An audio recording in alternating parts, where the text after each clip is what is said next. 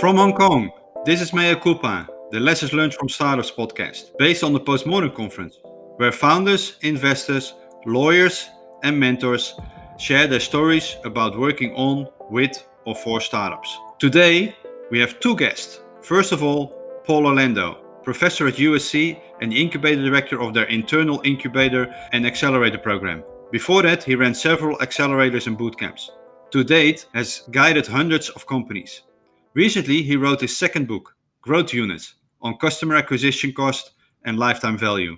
He writes regularly about unintended consequences of new tech, policy, and business growth. Welcome, Paul. Thank you, Jeffrey. Great to be here. And Paul, why don't you introduce the third guest? Oh, yes. You might hear a little bit from her throughout our session today, but I have my daughter Tessa here with me. In the past, we used to do bring your kids to work day, and that's every day these days. So we have, and I have a new entrance as well, my wife Susan, who also and another daughter coming in. This is just, this wasn't even planned. It's getting the whole family. It wasn't even planned. This is what happens. Hello. How are you doing? Elliot here, Charlotte. Okay, we've got the whole family here. This is the whole quality that you get in this era. We couldn't have done this in the normal times. No. Come on. Correct. And it's much more accepted than when the BBC interviewer did that recording, right? When his kid came in. Exactly. Okay. So, Paul, now that the family is out and in bath time, can you tell quickly, how did you end up in startups? Sure. My path was pretty jagged and haphazard. First part of my career was largely, I'll call it corporate. So I worked at big companies, always in tech in one way or another. So actually, the first time I worked in Hong Kong was in telecom. And this is during the dot-com bubble or the telecom bubble of the late 90s, early 2000s. Did a lot of work in China at the time, around Asia, around Europe. And actually, from there, I kind of transitioned into more of a management consulting role. So again, like instead of doing, building a product, which I was in telecom before, helping other companies, optimize or improve their products. But then the inflection point for me was another financial crisis. So it was a 2008 or 2009. That crisis lasted a little while, and a number of things happened. For me. So I was working in New York at the time, and I was at a company that seemed to be doing pretty well, and then all of a sudden it was not doing very well. So I was actually laid off, and the first thing that I did, my go-to, was I had this experience of having built up some good client relationships. So I was at a management consulting firm, like a mid-sized firm that was hit pretty hard. And I was actually able to maintain a lot of those relationships. So I kind of kept consulting to some of the companies that I had gotten to know. So I was relatively unaffected when I was laid off. But it was clear that that wasn't going to last forever. And I had a group of a few friends who, we'd get together every week or so, and it would be about drinking and ideas. And so eventually the ideas got to be, at least half of the time, instead of the drinking being, the majority of the time. And we were talking about potential businesses that we would want to work on together, and did that for about a year. Just this, getting together about once a week, talking, ideas, and okay, everybody goes back and then, does some work or some research or try some things and comes back again the next week. And eventually we settled in on an idea that we all felt like we wanted to go for and try to build. And it was, this was 2009. So you have to kind of put this in the context, but it was to build a way for people who were strangers to have a voice conversation with another person about a certain topic. So very much mass market consumer approach in the very beginning. Started working on it, and actually built a, I won't call it an MVP because we really didn't have hypothesis that we were trying to test, and we didn't really know enough at that time to do that. But we had something that was pretty minimal in what it did and looked pretty bad, um, and in not too much time. I'll say like maybe a couple months. We did some tests. Maybe even a little less. And then we were starting to open it up. But to your question, because I'm giving you a bit of extra background here, what got me into startups was a crisis of some type, like economic crisis. But since that point, and call it maybe 2009 or so, I could tell you a bit more about the startup that I worked on and how things changed after that. From that point, so that's say a midpoint in my work life. From that point, I've either worked at a startup or run a startup accelerator program, or worked with a lot of founders. So that was kind of my inflection point. Okay, but you were at that point a consultant, so you were doing some consultancy job. Did you at that point started to save and made some runway for yourself before you really started this and had no time to do consultant anymore, or it just fluently went into this, and at one point you found out like, hey, I have no income anymore because I'm always working on my startup? How did that go? So the way it went, the funny thing about moving from consulting or being a consultant in a large organization to doing it yourself is, as long as you have a pipeline and you've got you're closing deals, you can actually do much better than if you're working for a company where you're on a fixed salary. So I actually had some projects where I did where I made much more in a few months than I would have made, say, in I don't know, 2, 3, 4 times that amount of time. So it gave me a little bit of a buffer. But really, what I saw happening was I wasn't going to be able to maintain new projects coming in. I kind of had this tail of client relationships, and as people who I knew were getting laid off themselves, those were starting to dry up, and it seemed clear that I wasn't going to have the time to invest in business development and kind of build this up as an individual practice. Much of the consulting experience is, at least for me personally, is the delivery of the work is um, more straightforward than selling the project. So that I saw, okay, this is going to dry up at some point, or I'm not going to be able to keep these bigger projects going. So it was a little more natural. And yes, like this new startup that a handful of friends of mine and I were working on.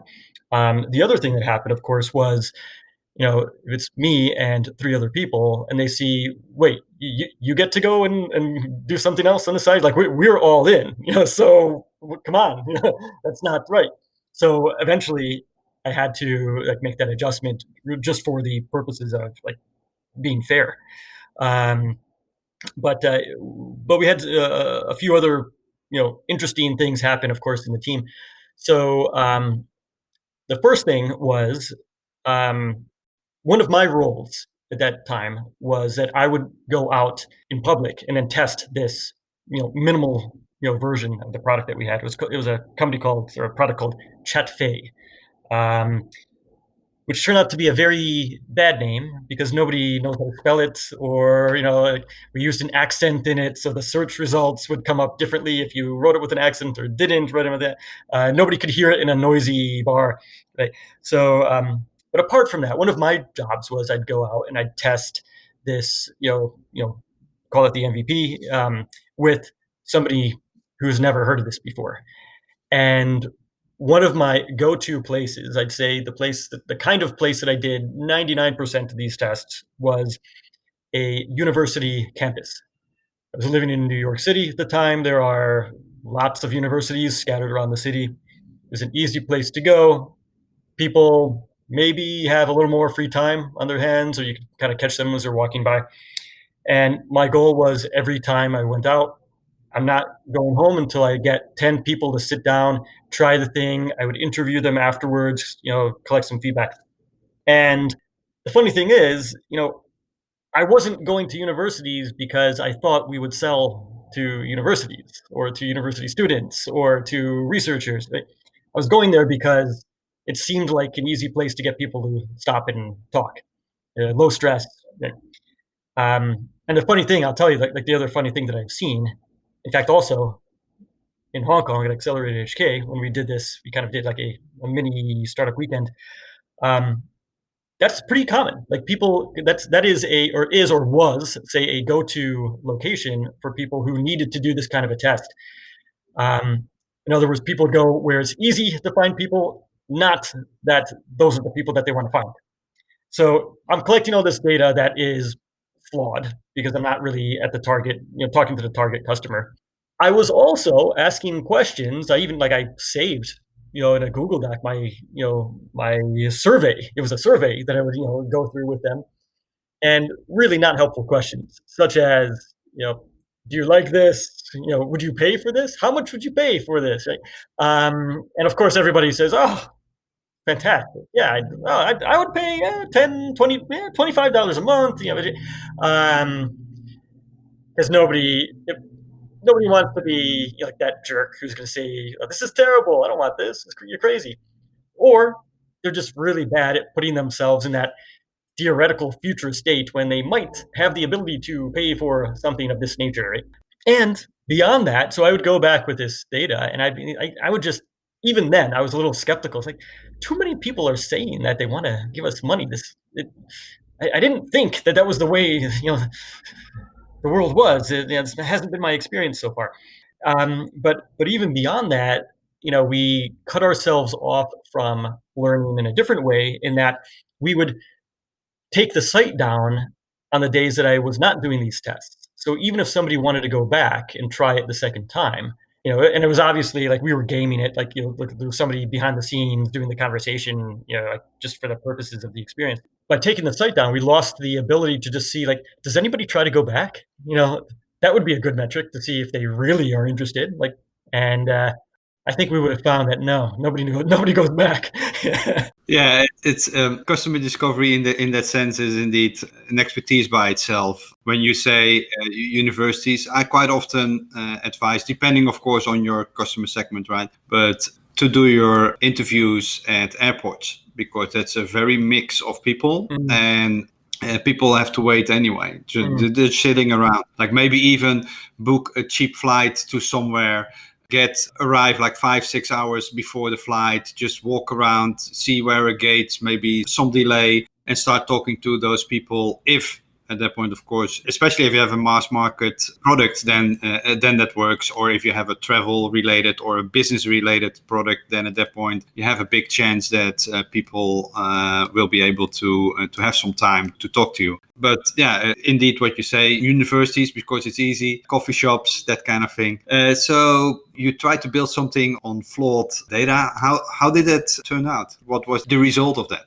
The interesting thing was, this was a conversation product. And so if you imagine, again, this is 2009, you're having a spoken conversation. So imagine like you're doing a phone call, and the call might be through your browser, it might be through your phone, because that was also the option. And you have a prompt of what you're talking about, or you opt in. Like, I want to talk about politics, I want to talk about, travel, whatever it is. So there's some starting point to that conversation. So what we would find that was at least a signal that there is some interest was that people would talk a long time. And in those days, a long time was 10 minutes. And I don't know, when I figure you're talking to a stranger, 10 minutes seems long to me. A better metric, however, would have been, is this the kind of thing that you want to do, if not daily, at least weekly, or like some regular basis? What draws you back to this? And what we found when we did open the whole service up was people would go on, they would connect to somebody, they would have that first call, and it would be positive. They would leave good feedback, but then they wouldn't go back again, because this was not a daily habit. This was not the kind of thing they needed to do all the time. And in comparison to just about every other service that's out there, where it's asynchronous or it's single player, like this is like, it's a commitment. You can't like be in a conversation halfway. You have to engage back and forth. So what followed was so after we saw that data, it was like immediately clear, like nobody's coming back. It was immediately clear something has to change. This either cannot be a mass market product, or we have to make some other kind of transition. So what happened was instead, of course, a few months of trying to make little tweaks. Okay, maybe we can increase the conversion rate, and like we'll get the top of the funnel to be wider, and that will, even if only 5% of people come back the next month, at least the top of the funnel is bigger, and then that 5% will be a bigger number. Reminders by email didn't really work. The only thing that worked, they kind of had to twist our arm a bit, but at this time we had a few businesses that were reaching out to us who wanted to use this platform for their own internal purposes. And it took a little development work, but we were able to pass that cost on to these business customers, or the ones who became the first business customers for us. So the product transitioned into something very different, which was a way for patients with serious health issues to connect with one another. We would, protect the patient privacy.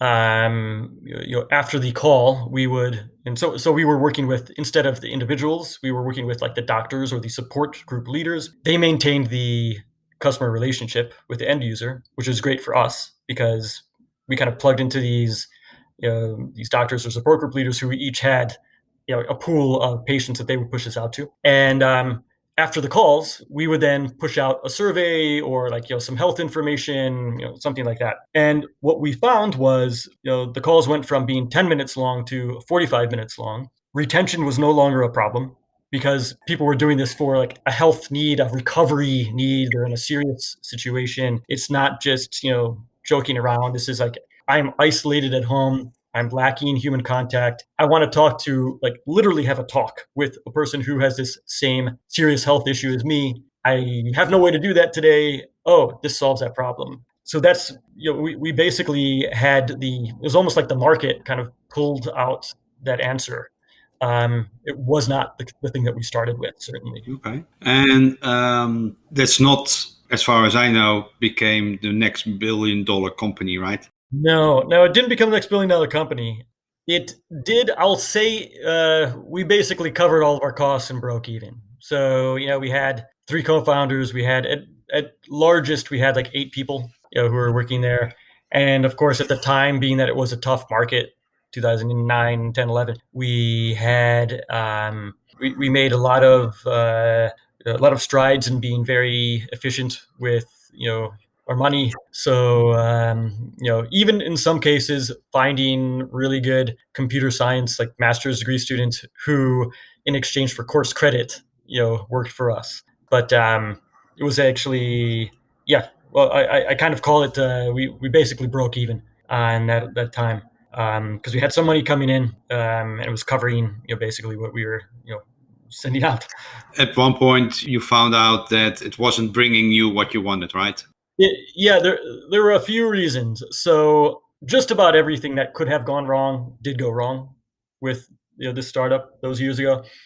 The quick rundown I'll give you is, so in the early times when we were still figuring, it was still like the mass market concept. There was a 4th co-founder who was with us for a little while and then left and had some, say, family issues. He left kind of suddenly, and left as in was gone, invisible, like wouldn't respond to messages, and we kind of let it sit there for a little while because we thought, hey, we're all friends still, there's no problem. And of course, because we were all friends, we had not gotten around to signing a co-founder agreement. We had it. Oh, the co-founder We agreement. talked about it. Of course, we just hadn't, hey, we'll sign it. We'll sign. Like, it just hadn't happened yet. Of course, it hadn't happened yet. And then this guy leaves. Still not a problem. I bet you'll just we'll straighten this out later on. I'm sure it's not a big deal. And we had tracking code in the code base. So a little while after this, we were noticing all these like hits to our system from like a different domain, and we discovered, this, you know, ex co-founder basically set up a clone of what we were building and was going to start his own, business on the side. So you can imagine that was a big distraction for us. Couldn't get him to come around. Um, Ended up through a New York City program. We found like a pro bono lawyer to represent us, and worked through this issue. But they eventually just said, "Yeah, you have a rogue founder, but you know what are you going to do? You can't stop all your work just like waiting for this guy to sign, or like, yeah, we were offering like, let's buy you out, um so it was a headache that distracted us for a while. That's why all the startups I work with now, I say, okay, before we do anything, you need to have a co-founder agreement in place. I don't need to see it. I don't care how you're splitting things up, responsibilities, equity, not really. I mean, you decide how your responsibilities are going to be, fair, or equity is going to be split in a fair way. I just don't want you to do that same mistake, because that's an easy one. You're all friends today. You know, the likelihood is that the stress of running this business is going to cause some breakdown. At least supposedly that happens about 30% of the time. Just take this risk off the table. Just take this away from something that you have to deal with. And it's funny. I find that people who go through this exercise. So first of all, it's awkward. Like, nobody really wants to have this exercise of like, okay, now we have to like split equity. Here's a vesting schedule. What are the roles and responsibilities? But it takes, okay, is this like a hobby that we're doing just for kicks, or is this really something serious that we want to do? It also forces the question or the conversation where, oh, that's what you thought? No, I thought that I was in charge, or I thought I had 60% and you had 40%. You thought the reverse. So it forces that conversation. Better to have it early than to have it late, or to have it late in a chaotic situation. So yeah, that's one thing that happened with us. One of the things that totally true, like the co-founder agreement, so important, and then that forces people to talk about it, right? And just to think what you said. Oh, I thought I had 40%. No, you have like 25. Oh, but like we always said XYZ. And even if it's just an email agreeing on those major points, one of the things that it's a little bit older, but is still, I think, very helpful, is the Founder's Dilemma book from Noah Wasserman, that really talks about that and the dynamics of whatever types of founding team that you have. Is it a founding team where they're total strangers? He also talks about a founding team where you are friends. It's very interesting to see that, and yeah, being forced to do that, because it makes things way more clear. And it also, some of the founders at that point start realizing, oh shit, this is for real now. Like I really have to start doing something, or now I really have to sign something, but actually my day job doesn't allow me to have something on the side, so I cannot sign this. I have to forgo this. And that really helps with what you said, discussions down the road somewhere. Definitely. Yeah, definitely. I'm a believer in, if there is a risk that's significant, and I'll call that founder breakup pretty significant. If there is a risk that's significant that you can just take off the table, by having, and like you said, like this, you do not need to go. Lawyer friends hate it when I say this, but like you really don't need like to hire a lawyer, for this. There are open source documents that you can edit. You could, as you said, even just have an email where you kind of write this out. It's really to keep everybody, to keep everybody's memory intact, because once money is involved, people's memory starts to change, or time is involved, people's memory starts to change. So yeah, it keeps people on the same page, and gives you something to refer to a year later when, wow, everybody's stressed out, or the business might not be going so well, or maybe it's going really well, but now there's, who's actually going to get the payout. So yeah, good for the team, good for the investor relationship that you might have in the future, good for everybody. Yes, correct. From that, was it after that venture, did you Because at one point you came back to Hong Kong, right? Right. Was it directly after, or did you still do something in between? So around 2011, after I had been through a lot of these ups and downs, and I had gotten to know a lot of people in New York's then emerging startup scene, I started running this founder roundtable in New York that became pretty popular. And when I first put this together, I wanted to do it because I had made all these mistakes. I was seeing a lot of other friends and people that that was meeting also kind of like stumble their path, through the path. And I thought, okay, here's a curriculum, for doing this, and I wanted to get people, together and we kind of work through it. And the funny thing is, when I first brought, this first, 8 or 10 people together, what I discovered was actually the curriculum was very much secondary. The first thing people wanted to do is have a regular group that they met with, that they could just exchange these experiences, get feedback from somebody in a similar situation, or maybe somebody like a little ahead of them, in experience. And people, like, it was very interesting to me, because I went from I kind of had to learn these lessons the hard way, to now having a little more perspective and being the organizer of a number of these groups. And then actually I started to charge for the groups, after I did it the first time.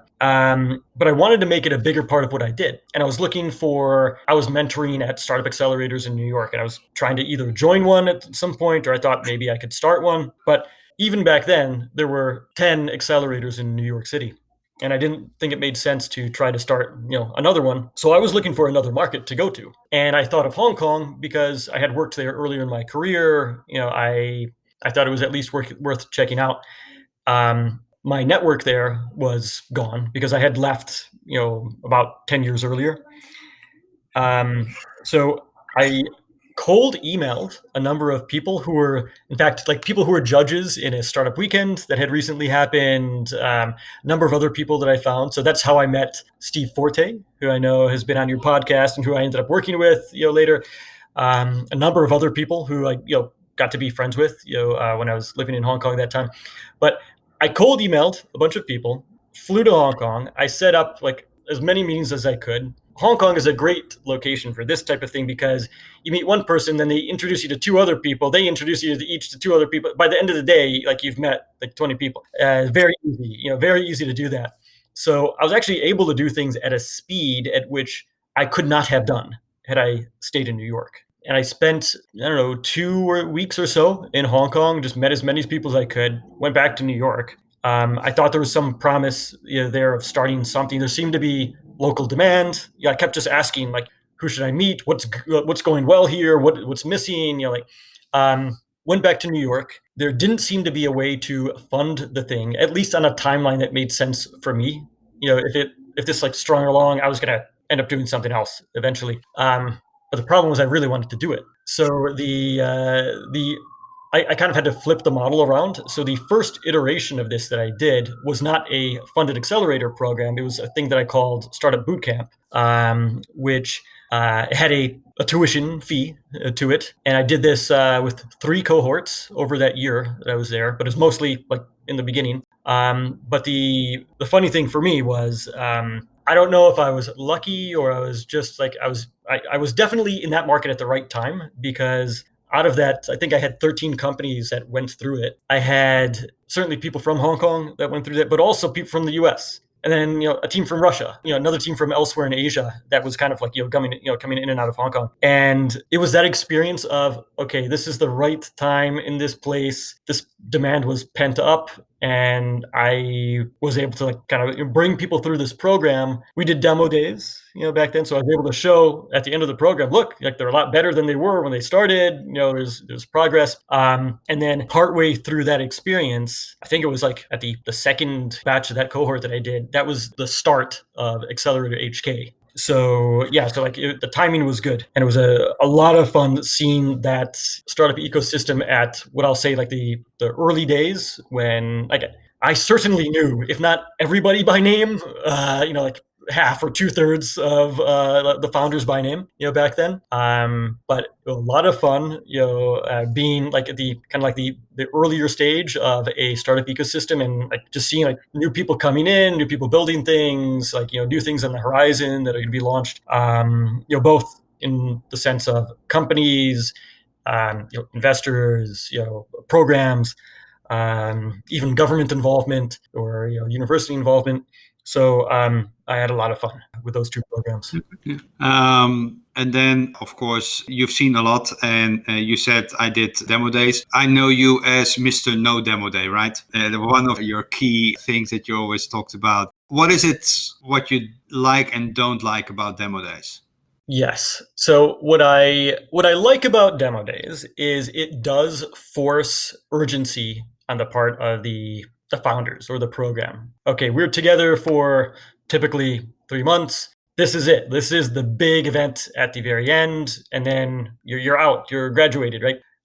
So you put a lot of that effort towards, let's make sure the product is in the best place it can be. Here's the pitch that's as good as it can be. We're going to get as networked up to the investors as possible in that time, and we kind of like drive all this urgency to this one event. In the beginning, when demo days were relatively new, or accelerator programs were relatively new, and there weren't many of them, and there weren't many demo days, this kind of made sense. Or it made sense in a location where you had some critical mass of investors, who they would come together at this point, and it was often like the kind of situation, at least for like the bigger programs, more notable programs, like you should expect in a good program that you come out of a demo day, like most of the cohort comes out with commitments or a number of meetings set up that you're likely to kind of like close that round. So there are certainly good things to that. Where it can fall short is where, I mean, there's so many of these demo days. Even now, there's even I think they've declined a little bit, but there's so many of these events to the point where they're not really as special anymore. Also, if you're doing this in a location where you don't really have a critical mass of investors, the question becomes, well, you're going to spend a lot of time, founders, on preparing for this presentation. Is that the best use of your time? Yeah, or are you only presenting for other founders Yeah. that just is interested in joining and see how other people are Right. doing? So you really have to like weigh those benefits and those costs. I get why programs do them, but like a demo day really should be for the founders. The main beneficiary should be the founders. If the main beneficiary is instead the program, then this is not, and it's like a PR campaign for the program. This is not great. So actually, with that in mind, obviously I did demo days in Hong Kong, right? Here at USC, I don't do demo days. And there are a number of other reasons. The market or the situation had kind of changed. There were other ways to get to investors that were better. And also, I kind of moved away from the high-paced 3-month calendar to, I do take people in 3 times a year. So it is almost a 3-month kind of a cohort, but 3 months is a blink of an eye. Everybody's moving at a little bit of a different pace. I would rather, instead of forcing people to a demo day calendar, I'd rather instead help make connections individually where it's appropriate. I have a number of companies in the portfolio that they are bootstrapping their way for the foreseeable future, and like happily doing that. So they're not really even considering pitching to an investor at this time. So you really have to think, okay, what's right for your founders, what's right for the program, for the place that you're in. And obviously some things also change with more virtual events, but I think you have to do that rather than just say, well, we have to do demo days because that's what you do. Yeah. And beside of Mr. No Demo Day, for me, you're also Mr. Second Order Effect, right? The unintended consequences. You've been writing about that already for a very long time. Different subject. Can you tell a little bit more in how you came about that topic?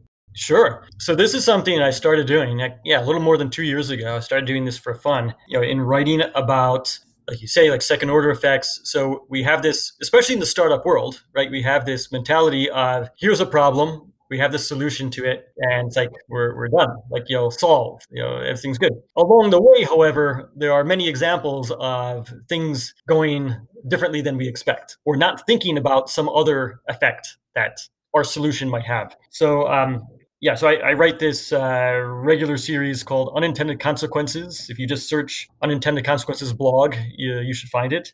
And I actually, funnily enough, I started to do this when I saw a friend's startup, actually a guy who I knew from Hong Kong, Jeff Smith, who later moved back to New York. I was in touch with him. He had a startup that was a voice AI startup, and Google came out with a product called Google Duplex, which was very similar. It would order something for you on the phone, and like it would have a voice conversation back and forth. And I've over the years I've been just been interested in voice as a communication method as opposed to video or text. So I ended up writing about the unintended consequences of a voice AI that can do a number of things that that humans wouldn't be able to do. And in one day, registered the domain name, like kind of like went on this path, and I discovered that the experience, the background I had with startups or tech companies, it like intersected with this topic, even with very big companies that that we all know about, where we might largely think of them as good, but there's also some value in understanding places where they cause some chaos. So, for example, Airbnb is an example of a company that scaled up after they got the product right. That scaled up very fast and became international very fast. The normal story about like that type of a product is, well, this is amazing. Like you get all this extra inventory, places to stay when you're traveling. If you are the homeowner or the leaseholder, you could rent out your home and get this extra income on the side. And that was certainly the story that I certainly enjoyed staying in Airbnbs.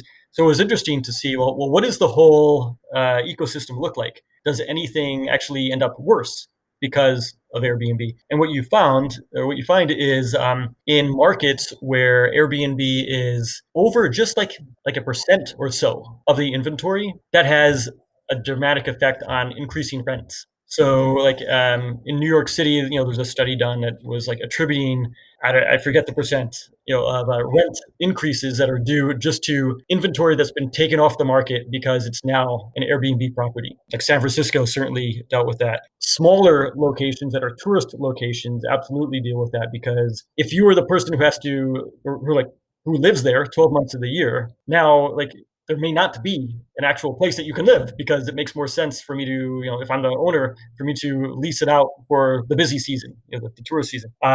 So yeah, so like places like Venice, that are heavily, dominated by tourists, they have this effect of like changing the overall environment, and you have to like just be. I say like I'm not saying don't do companies like this. I'm saying just be aware that there are other sides of that story, and there's some other effect that you're likely to have.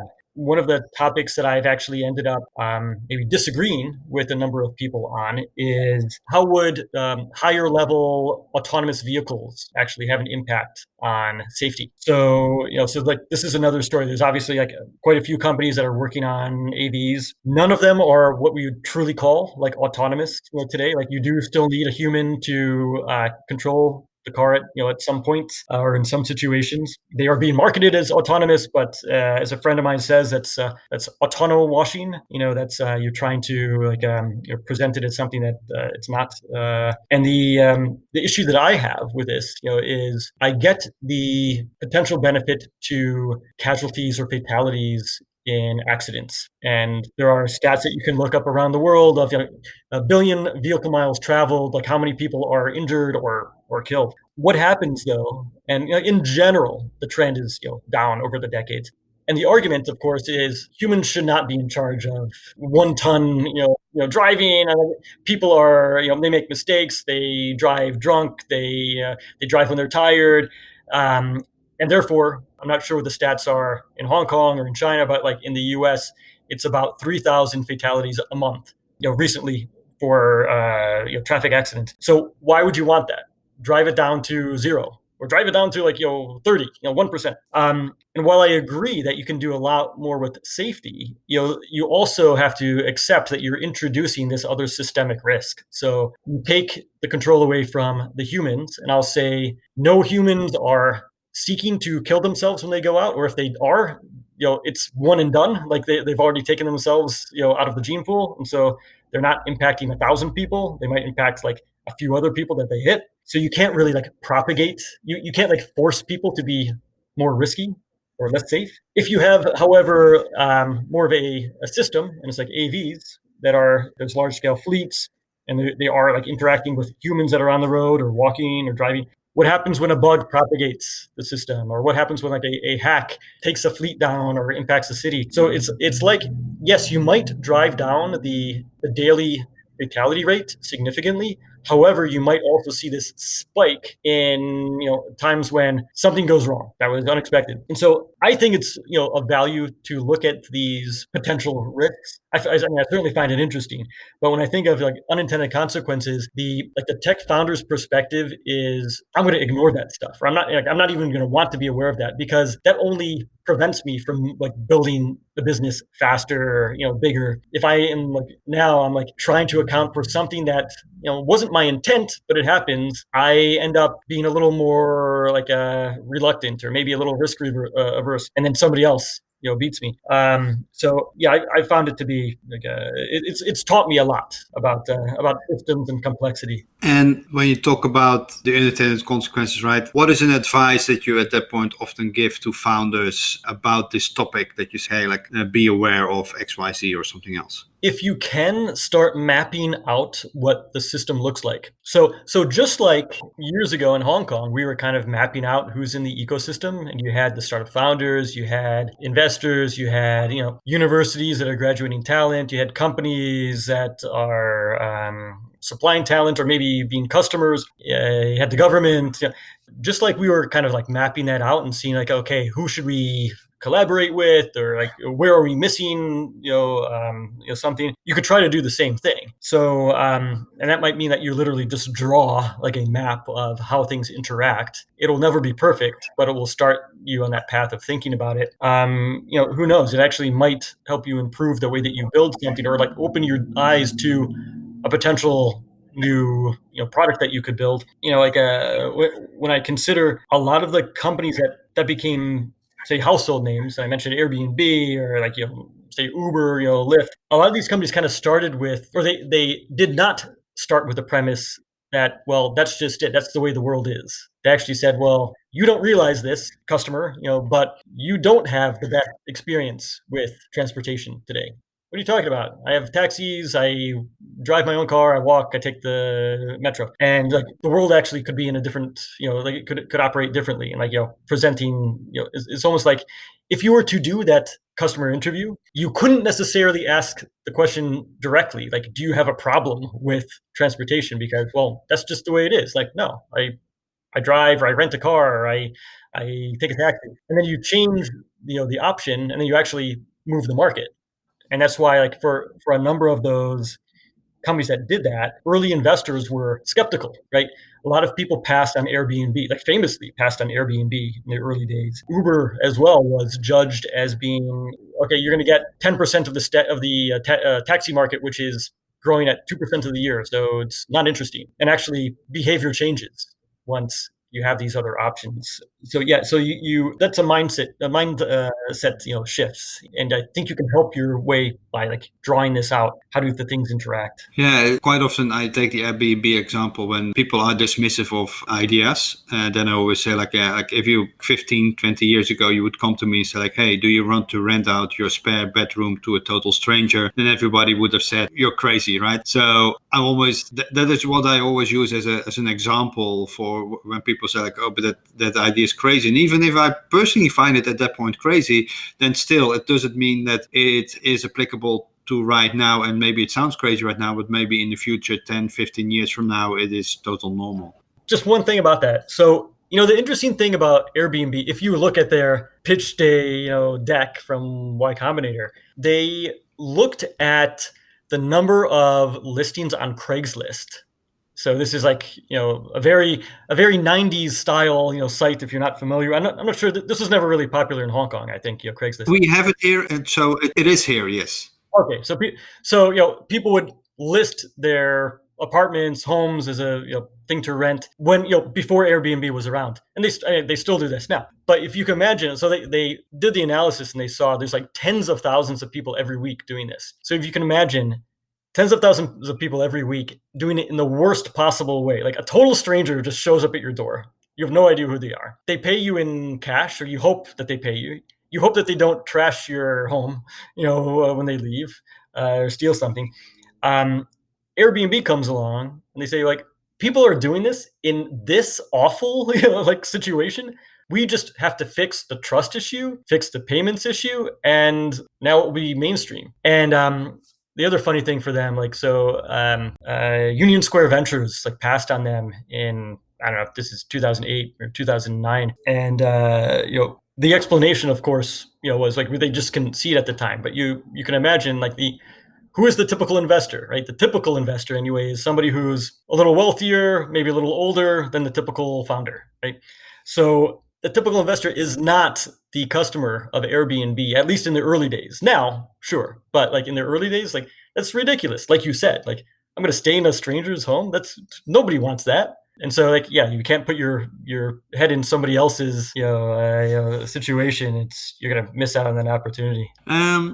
And you also recently published your second book, Growth Unit. Let's quickly top on that, because that's a podcast on its own, of course. Maybe we can do that in a later recording. But what made you to write this book? A couple things. So I've been working with startups for years now on related issues of unit economics. So this book, Growth Units, it's about lifetime value and how to calculate that, and a lot of examples.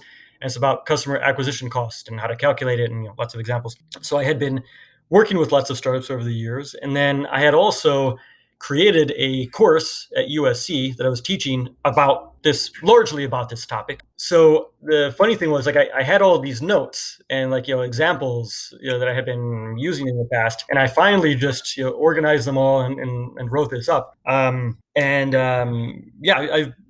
happy, happy with this. It's, when you force yourself to actually go through that process of writing, at least for me, it makes me check that I am actually thinking, clearly about something. If your listeners they can check it out, called Growth Units. I'll give you a discount, code that you can use. Okay, I will put that one in the show notes.